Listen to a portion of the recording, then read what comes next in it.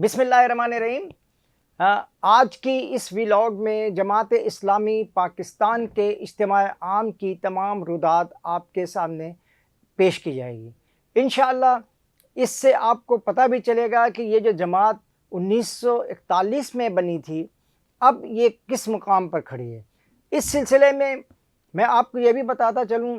کہ اس کے سب سے پہلے بنیادی جو امیر تھے، امیر جماعت اسلامی سید ابوالعلا مودودی تھے،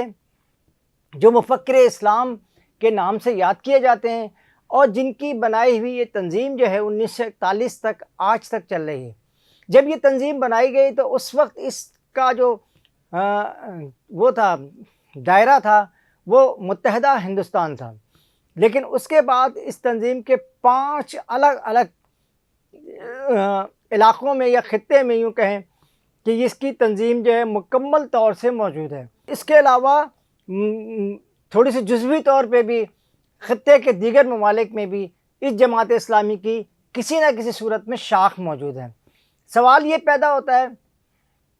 کہ اس کو 1941 میں جب مولانا مودودی نے سید ابوالعلا مودودی نے اس تنظیم کو بنایا تو اس کے مقاصد کیا تھے؟ اس کے مقاصد اللہ اور اس کے رسول کے بتائے ہوئے طریقے کے مطابق رضائے الہی کا حصول تھا، اور اس میں جماعت اسلامی کس حد تک کامیاب ہوئی ہے، کس حد تک ناکام رہی ہے، اس میں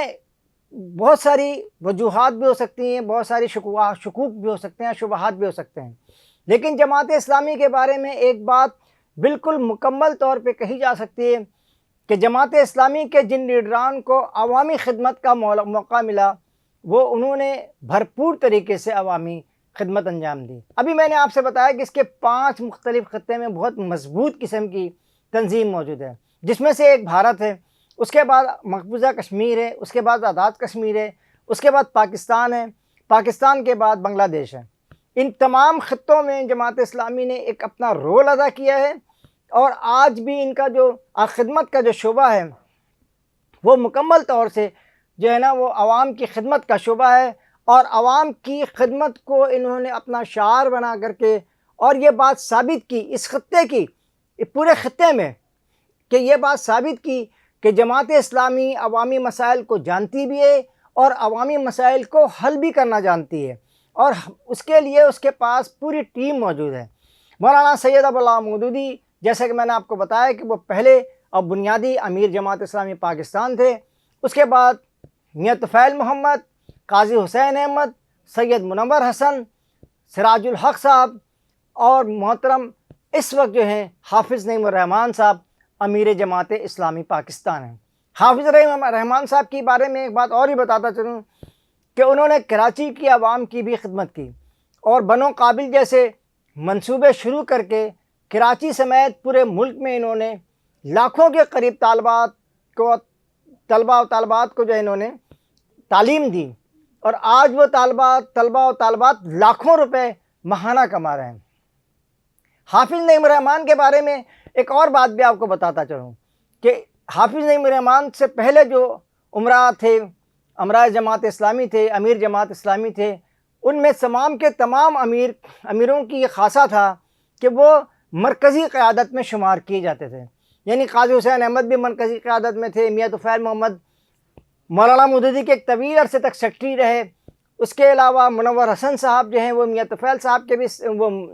قاضی حسین احمد کے سیکٹری رہے، اور یہ سلسلہ چلتا رہا۔ اور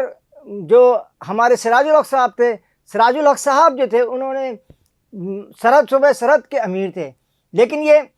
پہلا موقع ہے جب جماعت اسلامی کے ایک شہر کی قیادت جو تھی وہ جماعت اسلامی کی مرکزی قیادت نہ بنی، بلکہ وہ براہ راست جو امیر جماعت اسلامی پاکستان بن گئی۔ اس پوری صورت میں ایک بات سوال ہم سے لوگ یہ بھی کرتے ہیں کہ اس کے باوجود بھی کہ جماعت اسلامی ایک منظم ہے، اپنے کارکنان سے، اپنی قیادت پرخلوص قیادت سے، اور اپنی کارکنان اور جماعت اسلامی کی قیادت کی ایک خوبی یہ بھی ہے جس میں سید منور حسن صاحب ہیں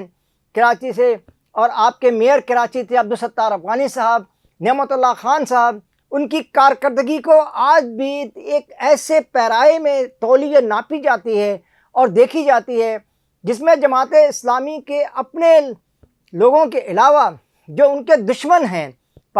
جو پارٹیاں ان کی مخالف ہیں اور ان کے ساتھ دشمنی کی حد تک بھی مخالفت رکھتی ہیں، وہ بھی اس خدمت کو بہت اچھی طرح سے سمجھتی ہیں اور اس کا برملا اظہار بھی کرتی ہیں۔ میں آپ کو یہ بھی بتاؤں کہ جماعت اسلامی نے نہ صرف یہاں بلکہ غزہ میں اور شام میں جب زلزلوں کی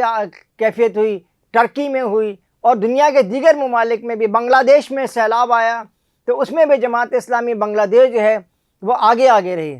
ایک طویل عرصے کے بعد جماعت اسلامی کی بنگلہ دیش کی جو تنظیم تھی وہ ایک مرتبہ پھر، جس پر حسینہ واجد جنہیں اب سزائے موت کا سامنا ہے، وہ آئیں اور آ کر کے بنگلہ دیش میں ذرا دیکھیں، قدم رکھیں تو انہیں معلوم ہو جائے گا کہ وہاں ان کی موت انتظار کر رہی ہے۔ لیکن انہوں نے بے انتہا مظالم کیے جماعت اسلامی کے، جماعت اسلامی کی پوری قیادت اور نمبر 2 قیادت ساری کے سارے انہوں نے ان کو سزائے موت بھی دی، عمر قید بھی دی، اور ابھی بھی ایسا ہی سلسلہ جاری تھا کہ اچانک ان کا اقتدار جو ہے وہ آمی کی تمی کی رجاکار کے نعروں سے شروع ہوئی اور ہمیشہ کے لیے وہ بھارت میں جا کر کے خاموشی اختیار کر کے بیٹھی ہوئی ہیں۔ اس کے یہ تمام صورتحال کے باوجود بھی ہم سے لوگ یہ بھی سوال کرتے ہیں کہ جناب عالی یہ بتائیں کہ جماعت اسلامی کو اقتدار کی کرسی تک کیوں نہیں پہنچ پاتی ہے؟ یا اس کی بالکل بنیادی اور بالکل دو ٹوک جواب ہے کہ انتظامیہ جو ہے، یہ جو ہماری جسے اسٹیبلشمنٹ کہہ دیں یا عالمی اسٹیبلشمنٹ کہہ دیں، یہ ایسا نہیں چاہتی کہ نہ صرف یہ کہ جماعت اسلامی برسر اقتدار آئے، وہ یہ بھی نہیں چاہتی کہ اخوان برسر اقتدار آئیں، وہ یہ بھی نہیں چاہتے کہ حماس برسر اقتدار آئیں، وہ یہ بھی نہیں چاہتے کہ یہ جو تنظیمیں ہیں جو اسلام کے ایک بنیادی نظام کو اپنے اقتدار، اپنے نظام کا حصہ بنانا چاہتے ہیں، وہ لوگ اس تنظیم میں نہ آئیں۔ اب جماعت اسلامی کے اجتماعات کے بارے میں بھی یہ بات کہی جاتی ہے کہ جناب یہ کتنے ہوئے ہیں؟ اب اس میں مختلف قسم کے سوالات ہیں، لیکن پہلا سوال یہی ہے کہ 8 اجتماع متحدہ ہندوستان میں، مجھ سے کل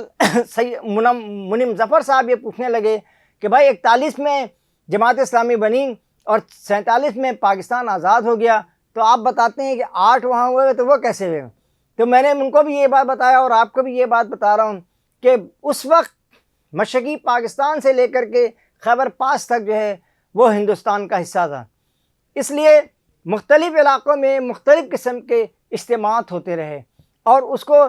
زمانے میں اتنی نہ لوگ ہوتے تھے، نہ اتنا رش ہوتا تھا، اس میں 200-300 لوگ ہوتے تھے، کبھی کسی اجتماع میں شاید 100 بھی ہوئے، لیکن یہ اجتماعات جماعت اسلامی متواتر کرتی رہی۔ اب یہ لاکھوں کا مجمع جمع ہو رہا ہے، 3 لاکھ تو جماعت اسلامی کی اپنی تیاری ہے اور انتظامات ہیں کہ 3 لاکھ افراد جو ہیں وہ 21، 22 اور 23 نومبر کو لاہور میں ہونے والے اجتماع عام میں لوگ شریک ہوں گے۔ یہ پوری صورتحال یہ بتاتی ہے کہ آخر ایک وقت ایسا بھی ہونا چاہیے کہ جب ہماری اسٹیبلشمنٹ جو ادھر ادھر دیکھتی رہتی ہے، جو یہ کہتی ہے کہ جناب یہ چور ہیں اور وہ چور ہیں اور انہوں نے یہ کھا لیا، انہوں نے وہ کھا لیا، اور انہوں نے اس طرح ملک کے ساتھ غداری کیا اور اس طرح غداری کی، جماعت اسلامی کو بھی ایک ایسا موقع دیا جانا چاہیے کہ وہ بھی آپ اقتدار میں آئیں۔ یہ یحییٰ خان کے زمانے کے الیکشن کو لوگ کہا کرتے ہیں کہ وہ زمانہ ایسا تھا کہ بہت شفاف الیکشن ہوئے تھے، ایسا ہرگز نہیں تھا، اور جو لوگ یہ کہتے ہیں وہ سم بکم عمی فہم لا یرجعون کے مطابق ہیں، اس لیے کہ اس الیکشن کے جو نتائج تھے وہ وہاں سے ایوان صدر سے جاری ہو رہے تھے، اور یحییٰ خان کی منظوری سے یہ سارے جو رزلٹ ہیں، سارے جو نتائج ہیں مشرقی پاکستان کے، مغربی پاکستان کے، یہ جاری ہوئے۔ یہ میں کہہ سکتا ہوں کہ مشرقی پاکستان میں اس وقت مجیب الرحمان کی اکثریت تو ضرور آ جاتی، لیکن ایسا ہرگز نہیں تھا کہ جماعت اسلامی کو کوئی بھی ووٹ سیٹ نہیں ملتی یا 1-2 سیٹیں ملتی، ایسا بالکل نہیں تھا۔ اور میں آپ کو ایک اور بات بھی بتاؤں، اس الیکشن میں 2 بڑی پارٹیاں سامنے کھل کر آئیں، جو دھاندلی سے تھیں یا نہیں تھیں یہ تو اس وقت کے لوگ بھی بتا سکیں گے، اور ہم اس سلسلے میں صرف اتنا ہی بتا سکتے ہیں کہ ایوان صدر سے جاری ہونے والے نتائج کے مطابق مشرقی پاکستان میں عوامی لیگ یعنی شیخ مجیب الرحمان کی پارٹی بھاری اکثر سے جیتے، اور مغربی پاکستان میں ذوالفقار علی بھٹو کی پیپلز پارٹی جو ہے پی جس کو کہتے ہیں وہ بھاری اکثریت سے جیتی۔ لیکن جماعت اسلامی اس دور میں بھی ایک واحد پارٹی تھی جس کو پوری مغربی پاکستان سے بھی ووٹ ملے اور مشرقی پاکستان سے بھی ووٹ ملے۔ کہیں پولنگ اسٹیشنوں پہ دھاندلی کی گئی، کہیں پولنگ اسٹیشن پہ قبضے کیے گئے، کہیں مار دھاڑ کی گئی، کہیں صورتحال کو خراب کیا گیا تاکہ وہ ایک ایسے لوگوں کو برسر اقتدار لا سکیں۔ اور ایوان صدر سے اگر نتائج ہی ظاہر ہو رہے ہیں تو پھر تو کوئی سوال ہی نہیں پیدا ہوتا کہ یہ کہہ سکے کہ یہ انتخابات اصلی تھے، جعلی تھے۔ یہ سب کچھ سمجھنے کی بات ہے۔ اس پوری صورتحال کے سے میں یہ بتانا چاہتا ہوں کہ دیکھیں، کل بھی جماعت اسلامی کے لوگوں کے سامنے تھے، لوگوں کے اندر تھے، لوگوں کے سامنے گھل مل کے رہتے ہیں اور آج بھی رہتے تھے۔ لہٰذا اب عوام پر بھی منحصر ہے کہ وہ اپنے اور اپنے بچوں کے مستقبل کے لیے بھی دیکھیں کہ وہ کہاں کھڑے ہیں۔ اس کے ساتھ ہی قاضی جاوید آپ سے اجازت چاہتا ہے۔ اللہ نگہبان، اللہ حافظ۔